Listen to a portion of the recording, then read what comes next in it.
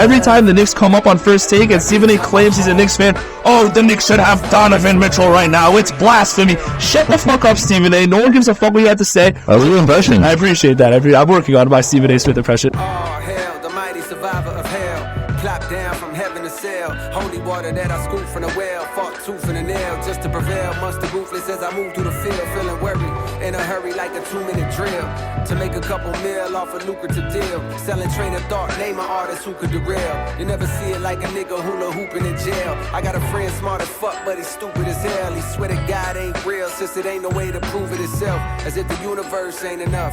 As if the volcanoes ain't erupt. As if the birds don't... Alright, everybody, what is good? Welcome to the 2-Minute Drill Podcast. This is episode 4. My name is Jacob. This is my co-host, Cyrus. Cyrus, how we feeling, baby? We're feeling good. Okay. Until these schmucks showed up. I don't know if you guys have a problem. I don't know if you guys can see, but there's like other people recording behind us, and they brought an LED light, and it's shining bright, and it's gonna get in the way. Yeah. But we're I don't know. Nothing's stopping us. Yeah, nothing's stopping us. We're fighting through, and we're still going to record, and it's going to be a banger episode. Yeah, listen, this is only the start of the podcast, so we may have some circumstances, aka our neighbors over here, but we're just going to disregard them for this episode, and we're just going to talk some sports. So let's get right into it. Yeah. You ready? That's true. All right, topic number 1, quarterbacks. You know, off-season just started. We got some signings. We got some players potentially going to different teams. Let's start with Lamar Jackson. Just got the franchise tag from the Ravens. Not exclusive, yeah. Not exclusive franchise tag. What do you think this means for Lamar moving forward? And what team do you think he's going to end up on? Lamar should be so frustrated, rightfully so. For sure. No one wants to get a franchise tag, especially when you're a quarterback. It's never a good sign. For the team, you want to tag your quarterback because you have to hold them for one more year, but you don't have to break the bank with them. You don't have to break the bank, set a new market for them. So they're going to hold him up for one more year, which they should do. But Lamar should be tight. It shows that the team isn't committed to him. And I believe after this season, he's going to find another place to go, but he has to just ride it out one more season. Unless he holds out with a quote-unquote injury. Yeah. I believe that's what he did. That's what he did that's what he did last playoffs. He should have played that playoff game. Mm-hmm. He probably could have played that playoff. Yeah, I mean, no. Listen, you have to protect yourself. For sure. Protect your body, protect your brands, protect your money, protect the chicken. But just like Marshawn Lynch said, he said, "Keep your chicken, protect the chicken. You don't want anyone taking that from you." That's a whack. You gotta watch. I was saying, but listen. Lamar should be pissed, and what do you have to say? Lamar should be pissed, but at the same time, Lamar Jackson, I don't know why he doesn't have an agent. He needs that's he's just riding solo. I mean, it would probably help him if he had an agent, maybe get some things figured out. But the thing that is keeping the Ravens and Lamar apart from a long-term deal is the guaranteed money. And ever since Deshaun Watson signed that massive contract with all that guaranteed money, I think that fucked up the market. Now Lamar is demanding for that much. He's a 2-time MVP. One-time MVP. One-time MVP. As a starter, he's only lost 16. He's 45-16, something crazy. Regular season, he's incredible. He's insane. Yeah. He's proved he's worth every penny. He has what? How many playoff appearances? 1? No, he has 2 playoff appearances. He won 1 playoff game against the Titans, I'm pretty sure. He obviously hasn't had the playoff success, but he's still very young, and he's shown that he can lead the team to wins. So it's really crazy how the Ravens are not willing to commit to him, and they keep playing these games with Lamar Jackson. Oh, let's wait a year, let's see if he can prove it for this past season. Oh, and then he got hurt, he didn't play the playoff game. Now let's franchise tag him, but he's still technically a free agent, and whatever offer any team gives him, no matter how much guarantee, whatever the case may be, we'll just match it. Mm-hmm. It doesn't make sense because they're not treating Lamar Jackson like their franchise quarterback, and they're kind of just like Plan Z, not really Plan Z, but something that they're not putting much effort into, and it's gonna bite them in the ass because once if he does leave, the Ravens are gonna regret that because you can't really replace a player like that. For people who don't know, so it's very important. He was given a non-exclusive franchise tag, and the difference between exclusive and a non-exclusive is that when you're exclusive. Or when you're not exclusive, the player's allowed to go to other teams and negotiate with them. Yeah. And if they give him an offer, the Baltimore can then match it, okay? Yeah. But when you're exclusive, he can't even do that. So they're trying to say, oh, you can negotiate, and hey, it's fine. If you want to explore, you can, but we're just going to match it, and they probably are. Yeah. Not a lot of teams are offering good deals at all for him, and he's probably going to stay with Baltimore. and it's just a bad situation for him. Do you think? Well, go ahead. I just can't believe that there are certain teams that aren't even offering. Yeah, so I was going to ask, do you think it's true that, like, as soon as these reports came out, that all these teams that were pursuing him, and there were rumors about all these teams trying to get Lamar Jackson, all of a sudden, like, they're not interested? It makes no sense. What's going on here? And there's something I'm missing. It's really weird. And if you look at the teams that are opting out, it's the bottom feeder teams. It's like Carolina, Atlanta, Washington. These are teams that they need a lot of things, but they need a quarterback. Commanders are starting Sam Howell. Who the fuck is that guy? But he use even half of what Lamar Jackson is. Literally. And they're not. It makes no sense. They're stupid. There are a lot of teams that could use him, and at the minimum, like, I don't know why, like, and you're seeing it from so many different teams that they're not interested in even pursuing him. You're not even going to have a sit down and, like, talk and meet. Maybe that's because, like, Lamar doesn't have an agent. Maybe Lamar's handling it poorly. Or also, at the same time, maybe these opposing teams see what the Ravens are trying to do here. Like, they see the Ravens are like, all right, we want to sign Lamar, but we want you guys to decide how much he's worth. Like, let's let the league decide how much he's worth. And they don't want to set the market. Like, and the other teams are like, no, we just know. Why are we going to give him an offer when we know you're just going to match it? So, like, at the same time, these teams are playing it smart. But why would you give him the non-exclusive franchise tag in the first place? Because so it saves them $13 million a year. The exclusive is $45 a year. Oh wow! The non-exclusive is $32. Yeah. So it saves them some money. That's why. Okay. So you're giving the freedom to, like, explore, but at the same time, it saves them a lot of money. Right. So it's a tough situation. I mean, I guess I see why they could do it. Why would they do that? But if I'm a team trying to pursue Lamar Jackson, Buccaneers maybe. They just lost Brady. They have some good weapons. They're really over the cap. I don't know if they can afford it. Yeah, it's going to be tough. There's not so many teams, but honestly, the Falcons could use him. We're going to get into Rodgers. Like, maybe the Jets, like, potentially pursue him before they, like, maybe make a deal with Rodgers. I don't know. No, the Jets are... We're going to talk on that later, but, like, the Jets are... Yeah. We know who they're getting. Yeah. I mean, they're putting their eggs in that basket. They're not trying to... Yeah, they're not trying to risk it and go for another one, and then same thing with Derek Carr. They liked Derek Carr, but, like, they weren't, like, really giving him an answer because they would rather Aaron Rodgers. And then Carr just went to the Saints. I mean, so they're really putting their belief in Rodgers. And I think it's going to pan out well. I think it's going to. Yeah. I think ultimately this is one of those things you just, like, see it's going to play out the way it's supposed to.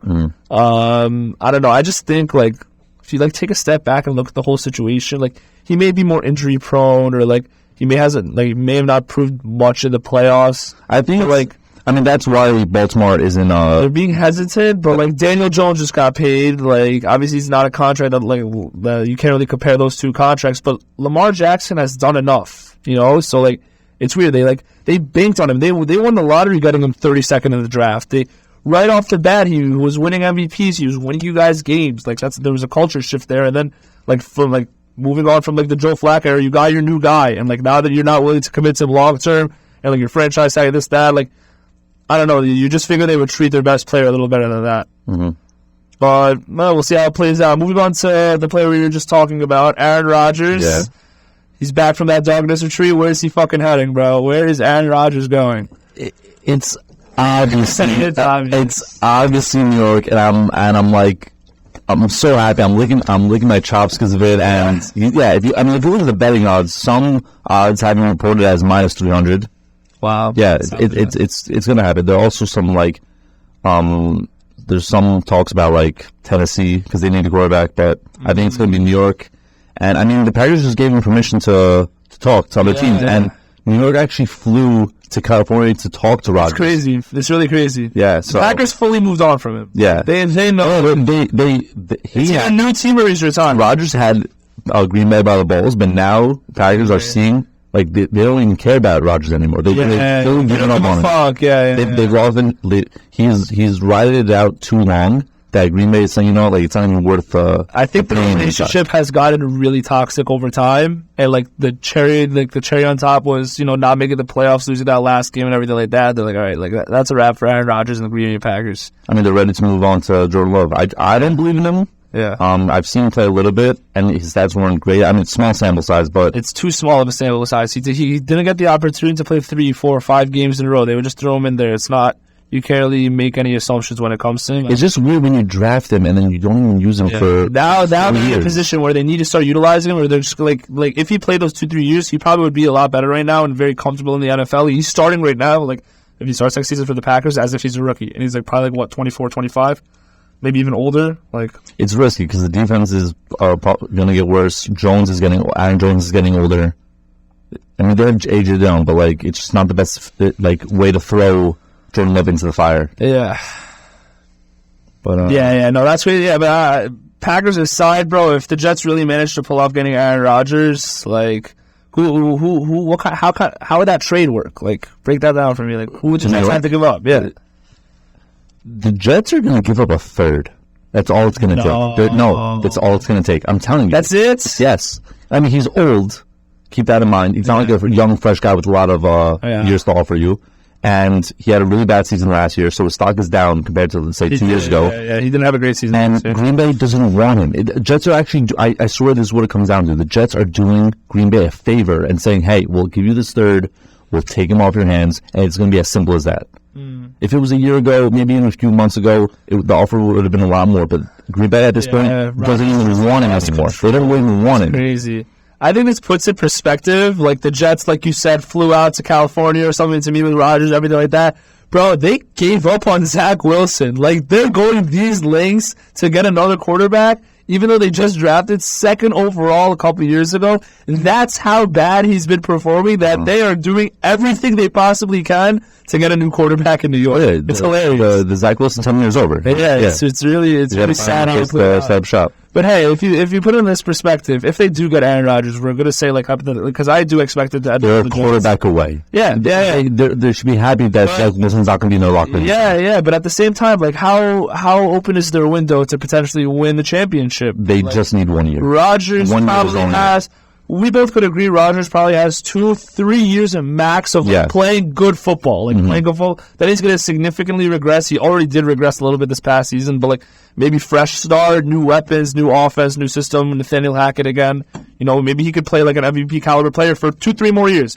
So you're right. They probably at best should give no more than maybe a third and a player around that, realm, because like it's not like a long-term thing. They're doing it to win now, and if they don't win, it's a failure of a trade. Like I think it's worth. I think the window, whether it's 1 year, 3 years, it's worth the gamble. Yeah, it's worth the gamble. New York hasn't had a franchise upper echelon quarterback since Joe Namath in the 60s and 70s. You have a chance to get Aaron Rodgers, you got Aaron Rodgers. I don't care if he's 45 years old. It's funny. Didn't Brett Favre, after Brett Favre left the Packers, did he also go to the Jets? Yeah, and he had some good seasons, but then his last season was really bad, and it's very similar to Rodgers' situation, but Rodgers is in. That's really interesting. I think he'll be in a new situation. He'll have weapons. I think he'll show his talent yet again. Yeah. So the Jets, their weapons are Garrett Wilson, Offensive Rookie of the Year, Breece Hall, who if he stayed healthy probably would have been Offensive Rookie of the Year over him. They have Elijah Moore. Zach Wilson just couldn't put the ball in his hands. He's a great receiver. They have weapons. That's just the offense. But if you have defense, top 5 defense right there, that's on the rise. They have QB rookie. They have a defensive rookie of the year. Exactly. Like it's crazy. Cornerback tandem that is elite. Yeah. They have Quentin Williams, C.J. Mosley. They have a lot of guys. Team. It's going to be a well-rounded team. And also look at that division. If Rodgers goes to the Jets, one, obviously the NFC is just going to continuously get worse. Like the NFC has been significantly weak. Like the Giants are ending up in the second round, which is crazy. But now that division, the Patriots, whatever, the Dolphins, the Bills, the Jets now, like that's going to be tough. Like literally you could argue all those teams can make the playoffs next year. I mean, that's if Tua is even alive. Yeah. You never, dude. They're all in on Tua. What I'm saying is that you never know. It wouldn't shock me. I'd be surprised, but it wouldn't shock me if he had to call it quits. It wouldn't shock me. I would understand. He might have to retire. I think even if he doesn't retire, he might get re-injured. He's going to come healthy. He's going to start the season. Hopefully, he's going to be fine. Everything. He's very close to that. Like one more injury, one more time he falls on his head. Like it's going to start becoming a conversation. He got concussed 3 times last year. Like and by last year, it's a span of like 5-6 months. This season was, and like they're very close. Like that's dangerous. Like if that continuously happens, then like you have to start thinking about your career, obviously. But hey, if Rodgers ends up with the Jets, Rodgers versus Josh Allen 2 times a year. Fun division. That would be nuts. It's going to be a tough conference, but Quarterback number 3. Yeah, on to the NFC quarterback, Derek Carr. On to the Saints. What do you think of that? All right, so my first reaction was this move fully we had proof before, but it proved that Taysom Hill was never the answer. If you're a fantasy owner, fine. He's a Swiss Army knife. Yeah, he's really he's crazy. a utility guy. Covers everything. Except throwing. Because they're I don't know pass touchdown. They're also a thing. But it just proved that Taysom Hill was never the guy. And I think, listen, if you look at the division, he's by far the best quarterback of that division. We actually named all the teams. It's kind of crazy, yeah. He's not like a world beater of a quarterback, but compared him to top 15, I guess. Yeah, maybe, yeah. He's a slightly above average quarterback. He's an above average quarterback. Like slightly above average. In the division, they're going to probably win the division title, in my opinion. They have a great defense, and they have a really good quarterback, but I don't think he's enough to put them over the hump and even contend, let alone win a title. I don't think they're good enough to win 2 playoff games. What do you think happens if Jimmy goes to the Buccaneers, hypothetically, and he's in that division? Danny, it'll be interesting, but you never know with the Buccaneers because they're really over the cap and they're going to let go of some guys, and they have guys who are really old. You never know. Bad coaching. Bad coach, yes. So you don't like the Bucs? I don't like I would never put any stock in them. There's a lot that can go wrong with them. Yeah. But I think when you look at the Saints, and actually when you look at specifically more of how Derek Carr's career has been, solid quarterback, and last season specifically he had weapons like Devontae Adams, Darren Waller, Josh Jacobs, Hunter Renfrow. Obviously players were hurt and that, but he did have he had the best receiver in the league. I need to put the ball in his hands, but I'm saying Carr had those weapons in front of him, and now he's going to New Orleans with Michael Thomas, who had great seasons as a wide receiver, 1 for the Saints. He's just been injured a couple times. If he stays healthy, big-time weapon for the Saints. Chris Olave, very young. He had a great rookie season. And then Alvin Kamara. He's going from a team full of weapons to another team full of weapons. He might get a little old, though. He's already 28. Kamara? Yeah. He might have another year or 2 good left in him. But if he gets injured, you never know. He might hit a wall. He might hit a wall, yeah. But what I'm trying to say is Derek Carr has the weapons he always has. And I think now, not much changes. He goes to the NFC, so it's arguably weaker, and he's in probably one of the weaker divisions of football. When last year he had to deal with the Chargers twice a year, the Chiefs twice a year. There'll be less battle tested. And there'll be And I think honestly, their ceiling, like you said, it's not going to put them over the top. But maybe since they're in the NFC, they can win 1 round of the playoffs. Maybe go to the divisional round. But that's the farthest I see them going. Because overall, solid team, good playmakers. Derek Carr isn't the guy that's going to bring you over the top. Going from Jameis Winston / Andy Dalton / Taysom Hill to Derek Carr, is it that much of an elevation? I'm not sure. But if Derek Carr does put the ball in his playmakers' hands, then that could be a fun team to watch, But there's a good amount of teams, even though the NFC is weak, even though the NFC is really weak, I could choose 3-4 teams that I would have over the Saints. Even if the Giants were to play them in the playoffs, I would choose the Giants. I think this is actually great for Carr's career because I'm just looking at the numbers. So the average scoring offense in his tenure with the Raiders, 9 seasons, it was average. It was 19th overall. So he had the 19th best offensive. You know what I mean? He was the Raiders were the 19th. Not his entire career with the Raiders. Yes. Yeah, the 19s, the average finish for offense was 19th. So it was slightly below average of an offense. But the thing is, the defense was 26th. It was horrendous. Defense. It was bad defense. And no matter how good or bad he played, he could still have a good game, and then the defense is going to give up 30, 35 points. Raiders are the type of team that would just lose in really high scoring games. That happens all the time with them. They're playing against Kansas City a lot, and they're going to allow 45 points from home. But the Saints aren't like that. The Saints have a good defense. True. Normally they have a good defense, and last season they allowed the 9th. They beat the Eagles last year. I don't remember. Minshew is the quarterback. So it's that year, but it's still fine. Yeah. But the New Orleans is a really good defense, and they're going to lock up the division title. So I think it's a good situation for him. He has a good thing is. He has no more complaints now. He's going to probably lock up the division title, and he has a defense to work with. He has a defense to work with. Cam Jordan, Marshall Lattimore, that's the side. So then, if he doesn't win, he has nothing to complain about, and then you really understand how high his ceiling is as a football player. Yeah, this will really fun. This is the opportunity that will put on display weak division, solid weapons, good defense. If Derek Carr can't give them a good record and maybe a push in the playoffs, then they'll always be known as like average. Considering all those factors, a great quarterback would win 13 games in that division. A great one. Yes. And he has to win probably at least 12. A good quarterback, he could probably go like 12-5, even like 11-6 and win that division. Mm-hmm. And that should be the minimum. That should be like the floor for Derek Carr this upcoming season with that team. Because he is a good, he is above average, you know. And especially just because of how weak that division is. He's like 12th, 13th ranked. He needs to get it done. Like, he just needs to get it done. He was literally at one point in his career, like, being discussed as a potential MVP. That's one thing. He's a skilled corner. He has the talent. He just... I'm not here to shit on Derek Carr. He did have a lot of picks last year. He does have his flaws, just like every other quarterback. He did the yards last year. He had 31 yards 2 years ago, and then last year... Yeah. He had like, really good yards last 2 years ago. And then he had, like, 3,600 yards last year. Yeah. The Raiders were a shit show this past year. I'm glad he got out of like Las Vegas because that's also a thing. Like I'll give him the benefit of the doubt because the Raiders was probably a tough situation for him, and now he's getting a fresh start just like Aaron Rodgers. I think that's a very big factor going to a new team, especially as a quarterback. If you guys weren't like on the same page and you weren't happy there or whatever, you go to a new team, you got a fresh start, you get new weapons, like you can like really like rewrite a new chapter in your career. And I think Rodgers could hopefully do that with the Jets too. And the other quarterbacks we talking about? Keep it in the NFC and go to the Giants with Daniel Jones. He just got the bag. Just got paid. Yeah, he got $160 million. He's probably in the strip club right now. He's definitely getting let out of the New York strip club, 100%. Yeah. But do you think he deserves this contract?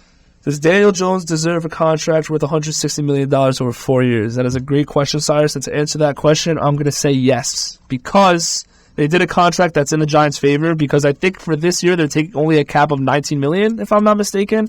I would need to get fact-checked on that. However, I think we forget that, Daniel Jones, turnovers, this, that. And, it's not the largest sample size, but Daniel Jones really proved a lot of doubters wrong this season.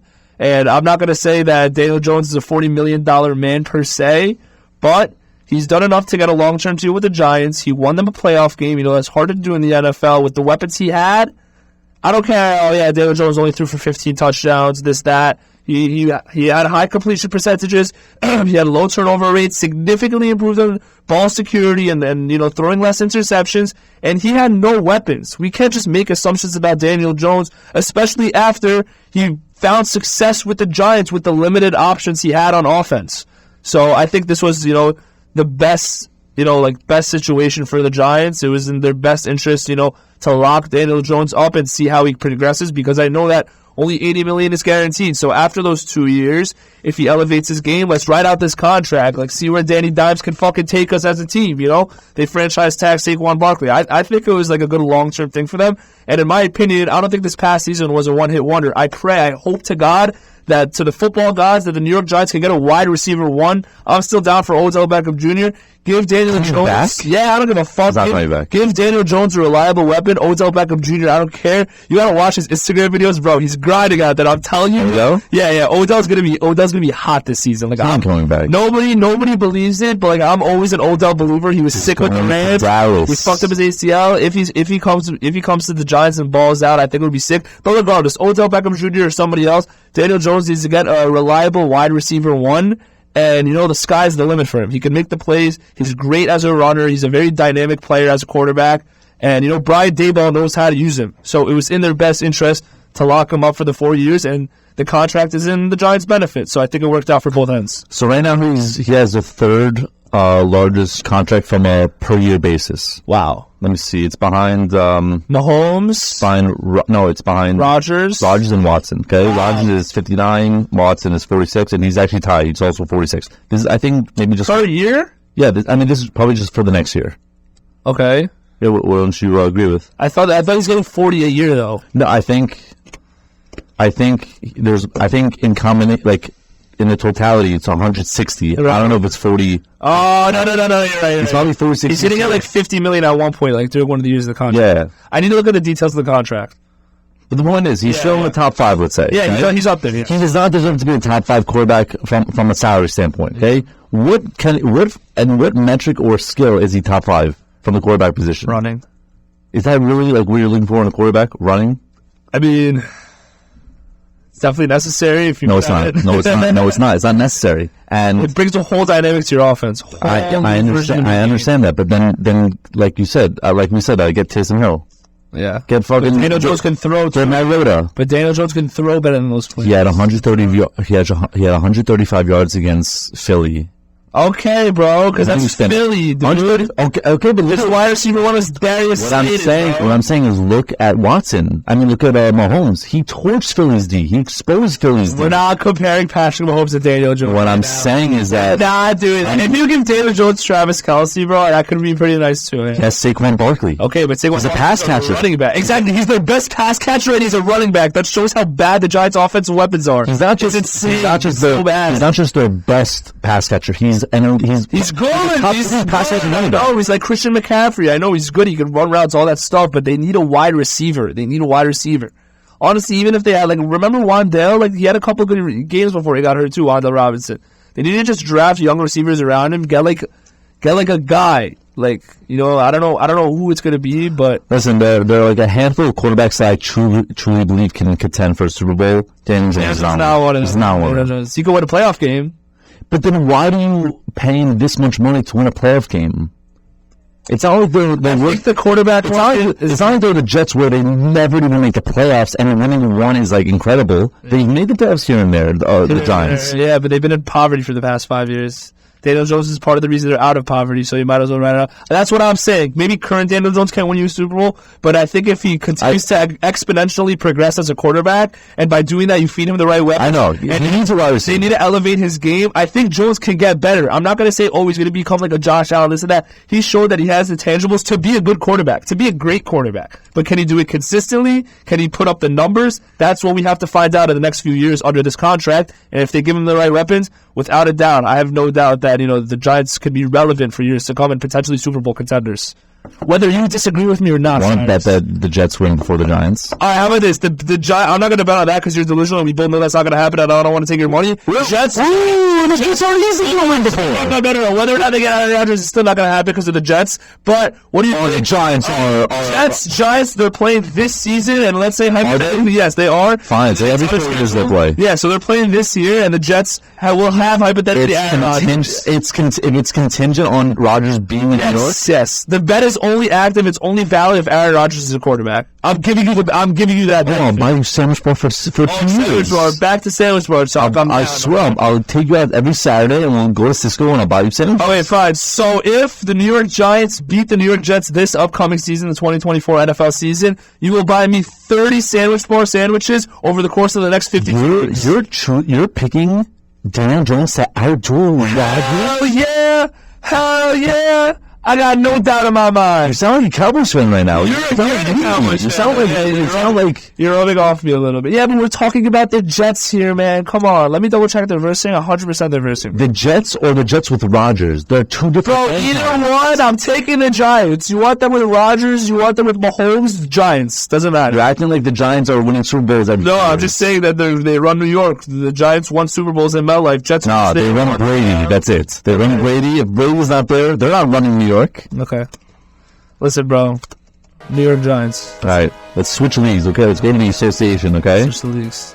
Let's talk about the new Antonio Brown. The Antonio Brown of the NBA. And we're obviously talking about John Morant, okay? This guy... It's a good comparison. This guy is ruining his career. And he's really on thin ice.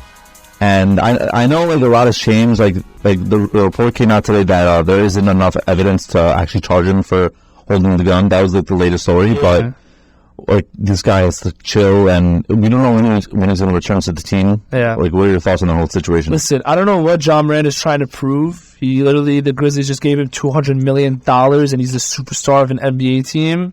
And he just decides, fuck around, be a gangster, do all these things, act like he's from the hood. Yeah, all that shit is cool, man. But why do you give a fuck? Why do you care about all that nonsense when you're a superstar in the NBA? And you got fuck your money, you can do whatever the fuck you want. Yeah, do your gang signs and you knock down a three, this, that, fuck around. But you're actually getting yourself in trouble that's gonna jeopardize your money, it's gonna jeopardize your career, it's gonna jeopardize everything. I don't know. You live that life when you have no choice. Exactly. He has the choice, and he's choosing that life. He has the choice to choose any life that he can. Yeah, basically. And he's choosing one of the worst lives to ever be on. DM. It's all an act. I don't know what the thought process is behind it. And like, there's already been rumors, and then he said, "All right, let me decide to go to a strip club in Denver and post an Instagram story of me holding a gun." Well, I don't know why people thought it was a lighter. It was clearly a gun. I don't know, because some lighters are form like a gun, I guess, but I don't know. That's just people trying to like defend him. Yeah, but he got bailed because there was not enough available evidence. Shams, I don't know if you see, he's been just updating everybody with the fucking news about this. I don't know how he just gets everything I need to see. He just give you the latest update. And he said yesterday, I think, that even the police can get involved, and he was, depending on where he got that gun from, it could have been like a 50-game suspension or something like that. I think Gilbert Arenas, he had a gun, and he brought it to like the locker room years back, whatever. They suspended him for like the season. So I think he dodged a really big bullet. The team did. I think the whole team, yeah. Because I think not only will they have suspended Ja for the season if he was caught guilty of that was like on the team's like airplane and shit like that. Yeah, he can't be around the team. He can't be in the facility. He would have been done for the season, done for the playoffs. He probably would have done for maybe beginning of next season for a little bit. Like, Adam Silver would probably want to make an example out of this. And like, I'm just an NBA fan, so I'm happy I got to see Ja Morant play. But like, off the court, he's being a fucking idiot. And in my opinion, if you're a leader on the court, you need to be that same leader off the court. And Ja Morant is not setting a good example for his teammates. And, he's a fucking baller, and he should be that leader. And I don't know why. That whole team thinks they're like rough right now. Yeah. They talk their shit. Dylan Brooks, Paul Brooks has been made, bro. What are these guys? Dylan Brooks has like the second Texan league. Oh yeah, that's you gotta explain. Yeah. He thinks he's like a guy you don't want to fuck with, but yeah. Like, win first, and then win something. That's it. Yeah, win, and then you can play any character you want to play. Actually, something before we started the show, I would have to confirm this, but Dylan Brooks has been like calling out the Warriors and shit like that, and he was like shitting on Draymond Green. It's like, Draymond Green wouldn't be anything without the Warriors. Put him on any other team, he'd be shit. This that. Draymond Green responded and said, the Grizzlies are gonna be relevant when you're off the team. He was like saying some shit. He's like, just wait until you're off the team, then the Grizzlies. But Dylan Brooks, like, bro, he's always open for these threes, and he just never. No, I would take Dylan Brooks over Draymond right now. Would you? I mean, look at Draymond. I don't know. Listen, Draymond plays winning basketball. Did you see Draymond with Draymond Westbrook? I know. Well, what happened? He was like jumping or something for the line. And then Poole passed him, and then he just like pouts and he like his hand. And then I don't know if it was Poole or it was a loose ball, but the ball like travels right by Dre, and he could have taken the ball. Oh, yeah. And he sees the ball pass him, and it turns over, and they're going back in transition. He's still pouting. He doesn't get back in transition. Yeah. He's like a little emotional when he plays too. He's one of those. Yeah. All right, so this is a sad story in the NBA, but let's talk about a good story, okay? Let's talk about a good story. A good story that hits close to home, okay? This is the New York Knicks. Go New York, go New York. Who won? I can't wait to go to the next playoff game. Oh, baby. Can't wait. I'm going to be much better than last year. No, baby. But, they won 9 straight. And then they lose to the Charlotte Hornets. I think that game, the Knicks balled out 9 games in a row at the top, fucking on cloud nine. Boston. We beat Boston. We beat Miami. Julius Randle hit a game winner. But which he shouldn't have, because he bobbed the ball twice. He made it. Twice. He made it. That's all that matters. We win all these games. We win all these games, and then we versed the Charlotte Hornets, one of the worst teams in the NBA. Without LaMelo. In typical Knicks fashion, we had to get that reality check. Hey, we're still the Knicks. Yes, don't forget that. We may have won 9 games in a row, but we're going to lose to the Hornets because we're the Knicks, and we'll always be the New York Knicks. Nothing new. Despite the loss, I love how we're starting to click. Yes. Towards the tail end of the season. It would be better. Timing. Yeah, it would be better timing if it was right before the season ended. But still, it's already March, and we're at a 9-game win streak. Right. This looks like the best Knicks team that I've seen. Yeah. Some people could argue better than that team. Yeah. That was like a 2 seed, but they lost in the second round. Yeah. We could win 2 playoff series. You never know. But yeah. Listen, being New Yorker is nice right now. You got David Jones, you got RODGERS potentially coming to New York, you got the Knicks. What a time to be alive. Optimism. It's very rare to say this, but what a time to be alive for a New York fan. And if you guys fucking don't like that we're Knicks fans or Giants Twitter, whatever the fuck it is, we're not biased. So don't worry about us, all right? We talk how we want to talk, whether we're fans or not. But anyways, I think with the Knicks, I don't know if you've noticed that they changed to a 9-man rotation, and the Knicks were, they weren't doing so well in the beginning of the season, Tom Thibodeau had some questionable rotations with Evan Fournier playing when he shouldn't have, or a couple other players, whatever it was. They adjusted to the 9-man rotation December 4th against the Cleveland Cavaliers, and from that point till now, they're 29-15. Really? And it really upped it up. They stepped it up. They figured it out. Like, Tom Thibodeau was always like getting bashed on for like being this old school head coach, all these things. He's not like a modern coach. He can't make these adjustments. He's never going to win this, that. I'm giving him credit now. He's not going to win Coach of the Year. I'm going to give that to Mike Brown with the Kings, but he's definitely there's conversation for that. I think he's done a great job with his team, and I think every person on that team just knows their role. Every person on their team knows the role. There's great chemistry. They're fun to watch. I think the Knicks can be, they're a threat now. We should start discussing them as a threat and one of the top teams in the NBA.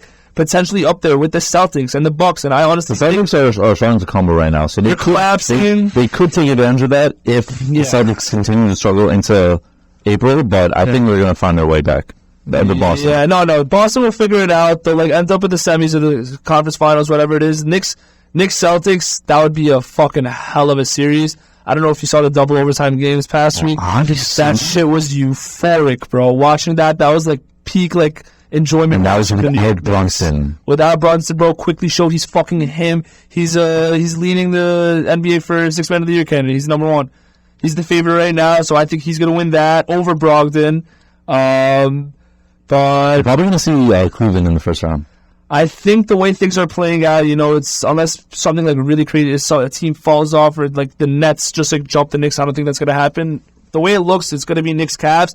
I don't know if you're hearing all this nonsense going around of people giving the Knicks shit still for not getting Donovan Mitchell. If you watch First Take, every time Knicks... That's why it's going to be a good series. Yes, I can't wait. I love all the storylines behind it. Every time the Knicks come up on First Take and Stephen A. claims he's a Knicks fan, the Knicks should have Donovan Mitchell right now. It's blasphemy. Shut the fuck up, Stephen A. No one gives a fuck what you have to say. That was your impression. I appreciate that. I'm working on my Stephen A. Smith impression. Anyways, I don't know why everybody's still tripping about Donovan Mitchell. He's on another fucking team. The Knicks are good right now. Who gives a fuck? That's it. Move on. We have Brunson. We have Randall. We have star players on our team. I just wish the dream right now was if the Knicks and the Cavs verse in the first round and we knock Donovan Mitchell and the Cavs out in the first round and say, fuck you, we didn't need you anyways. That's what I hope is going to happen. What actually is going to happen is Donovan Mitchell's probably going to ball out at MSG. No. I believe in this. I'm just a realistic Knicks fan, you know what I'm saying? Listen, I've given up on the Knicks for years. Right. I think this team is way better than it was last year. Last year, I hated it. Yeah. Wait, was it last year or 2 years they made the playoffs and they lost to the Hawks? 2 years ago they lost to the Hawks. That's what I'm saying. So 2 years ago, they made the playoffs. I did not like that team. And Trey, I'll tell you what. Taught us a lesson. Trey taught us a lesson. That Hawks team taught us a lesson because we learned that Randall can't do it himself. Mm-hmm. And that's why I have more confidence because, we had Derrick Rose at the time. Jalen Brunson is a different animal. He's a different animal. I'm going in expecting not only Randall to play good basketball and play the way he's been playing this season. I think he's going to elevate his game in the playoffs. People are taking that small sample size. He didn't play well against the Hawks. This is a totally different team. He's in a totally different position. Jalen Brunson will get Randall in his spots. They play a lot better with each other. He's going to take some weight off of his shoulders, and I think they're going to elevate their game. And you're right, I agree. I think really that the Knicks can go toe-to-toe with the Cavs and potentially beat them in a 7-game series. When Luka was out, I think in the playoffs last season, Jalen Brunson, he put up 40 plus and beat that team, beat the Jazz. Yeah, so I like his outlook for the playoffs. I'm excited. I think they're going to make shit happen. Mm-hmm. I think they're going to make shit happen. Yeah. But to wrap that up, before we move on and wrap this show up, I wanted to say, Stephen A. Smith, as a Knicks fan, we don't claim you. Like I said, you're going to keep bringing up Donovan Mitchell. Nobody wants to hear that nonsense. We don't need him. Jalen Brunson's a baller. Julius Randle's a baller. Josh fucking Hart, he's fucking hooping. I'm so happy we got him. I'm getting ahead of myself right now. That is officially a fucking wrap. Episode 4, Cyrus. I'm very glad that we had another banger out there for you guys. Hope you guys enjoyed. Make sure to tune in for all our next episodes. Follow the socials. Subscribe. Like. All that shit. You already know what it is. 2-minute drill. My name is Jacob. That's my co-host, Cyrus. Thank you guys for watching. Peace. Every time I look, every time I love, every time I hope.